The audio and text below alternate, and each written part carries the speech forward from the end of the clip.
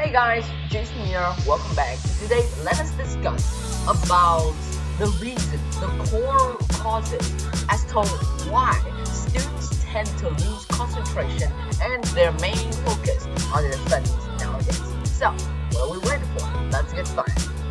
Here's this thing that causes a lot of controversy, which means a lot of debating. Okay, so here's the thing. Well, we all know that technology is growing faster and faster every single day, and it seems like students are receiving more and more access to a lot of studying resources, like YouTube or social media platforms to chat with their friends and teachers to ask a lot more about homework.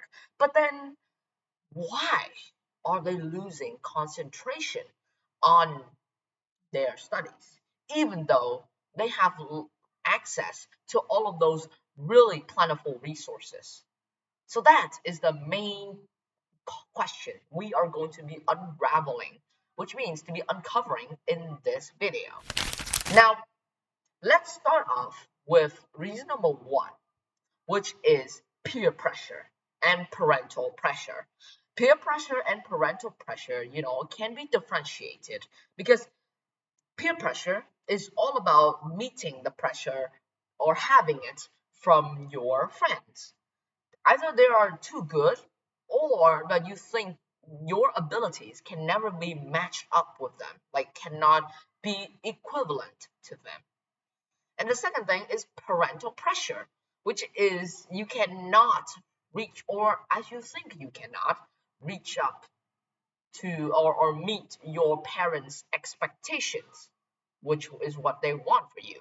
Like they suppose and they expect you to get a 10 on your maths test or 9 on your literature test. But then turns out you only got like a 6 or 7, which is way worse than expected.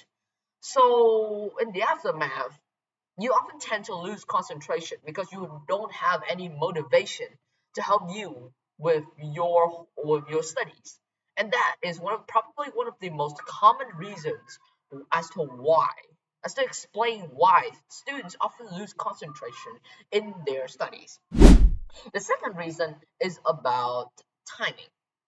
Timing and perfectionism. Perfectionism, what does that mean?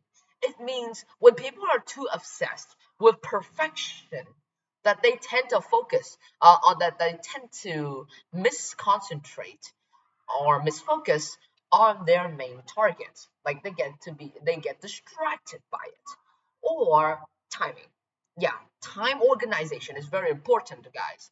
But then there are some students who always mess up the wrong way. And that is, to be honest, the exact reason why so many students fail, especially as a university student. Whether you're majoring in economics, business, financing, or any other field, it's very essential to, or as I would say, important to know about timing. Organization, management is very important in everything you do, like setting a schedule to help you know what you should do and what you shouldn't do at this point of time, or to limit your time on social media, but instead focus more on your work, like 2 hours studying maths and then going back to work like 15 minutes or so, and that would be very nice. Yeah. And there's also the part where I was saying about perfectionism. There are those who clearly have, as health problems, or they are obsessed or they are in love with perfection. And so they would always try to make the product really good, like the icing on the cake, the stuff that is not really the major one. And so yeah, they focus on much time on that while leaving the major part out. And for mental health or physical health, it may cause distraction or as a barrier as to limiting their ability to study or concentrate, like having bipolar disorder or having like a Down syndrome, a dyslexia, a type of sickness that limits your ability to study, and that is very, very, very challenging, guys. But there are so many scientists, as well as renowned, famous geniuses, who have managed to turn this obstacle around, like Albert Einstein, who suffered from stuttering and spoke his first word when he was 5 years old. Pretty late, right? But he won a Nobel Prize in physics in 1917 for discovering the general theory of relativity, which is pretty much more about physics. And if you would, you could read it online. And what I would do, personally speaking, I would follow all those steps. Turn the backside. I would follow like just trying to complete the main goal, meeting before the deadline, creating myself a schedule to help myself achieve the task right on the spot, right on the dot. And finally, work under pressure.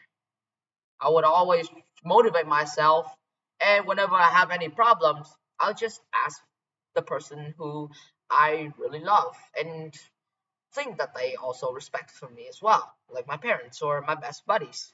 And that's why we always get motivation from each other, never ever having peer or parental pressure. So I think that is it on my video. Hope you had fun today, and hope you have understood quite a few things. So yeah, thank you for listening. Goodbye.